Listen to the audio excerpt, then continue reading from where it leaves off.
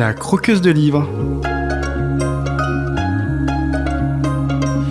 Avec Marion Vidi.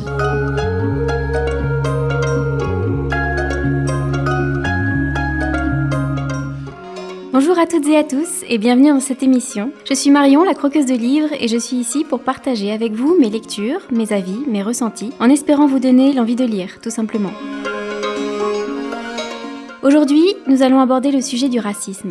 C'est un problème délicat et douloureux, mais je vais vous en parler à travers 4 lectures qui m'ont permis d'ouvrir les yeux sur cette question ô combien actuelle. Dans un premier temps, j'ai lu No Home de Yaa Gyasi, paru chez Calman Levy en 2017.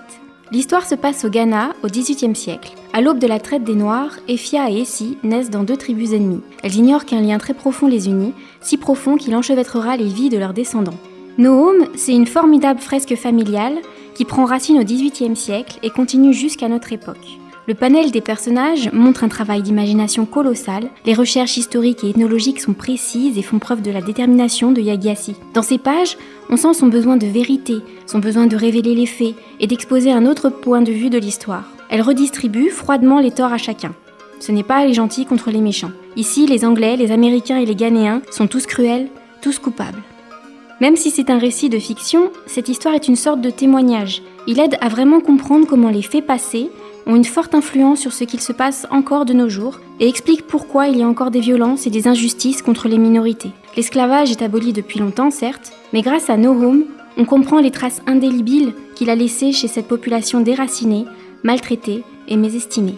Mais toute cette souffrance, Yaa Gyasi a réussi à la raconter d'une façon douce et sans pathos. Elle nous fait se sentir proches de personnages vivant à d'autres époques, sur d'autres continents. Elle nous apprend leur culture, leur mentalité, leur philosophie et leurs croyances. L'autrice a vraiment le désir de mettre en avant l'humanité de ces hommes et de ces femmes, qu'ils soient victimes, bourreaux ou parfois même les deux à la fois. Elle veut aussi nous montrer à quel point la traite des Noirs a bouleversé et bouleverse encore les gens dans leur quotidien. Grâce à cela, on comprend l'importance des mouvements tels que les Black Lives Matter. Ensuite, j'ai lu The Hate You Give, La haine qu'on donne, de Angie Thomas, paru chez Nathan en 2018.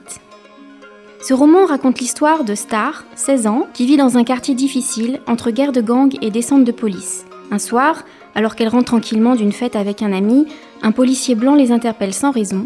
La tension monte, les préjugés sont trop forts, et Star voit son ami se faire descendre sous ses yeux. C'est un roman puissant, au style très accessible, qui nous immerge dans le quotidien de ces jeunes, dans une réalité où les préjugés, la suspicion, les violences sont partout et quotidiennes. Une réalité que la plupart d'entre nous ne perçoivent qu'à travers les écrans, dans les JT ou sur les réseaux sociaux. Angie Thomas nous offre un roman indispensable qui parle au nom de toute une génération. Elle va même plus loin que cela car la littérature a le pouvoir de propager l'empathie. Et ici, l'autrice réussit le pari de faire comprendre à quiconque ce que peut ressentir une adolescente noire dans le monde occidental actuel.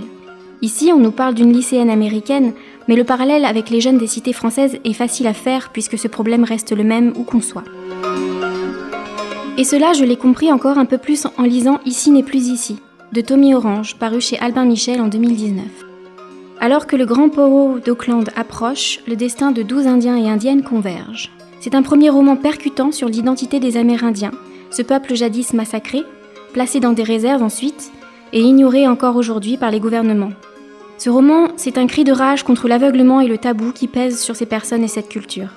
À travers une poignée de personnages et grâce à son style très incisif, Tommy Orange, un peu comme Yaa Gyasi, explique les conséquences que les exactions passées ont eues et ont encore sur les Indiens. Son message, délivré d'une manière à la fois simple mais si tranchante, est clair. Son peuple continue d'être massacré, non plus par des couvertures contaminées, mais par le chômage, l'alcoolisme, l'isolement, le déni et la stigmatisation.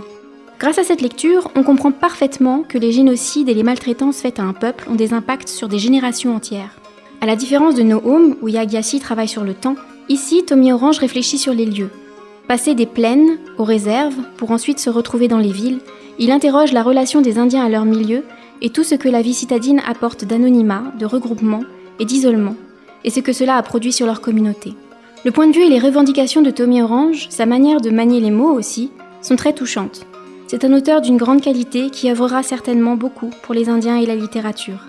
Il nous offre une lecture captivante qui reste longtemps en nous, nous interroge et nous fait entendre les voix des personnes, de communautés entières trop longtemps ignorées.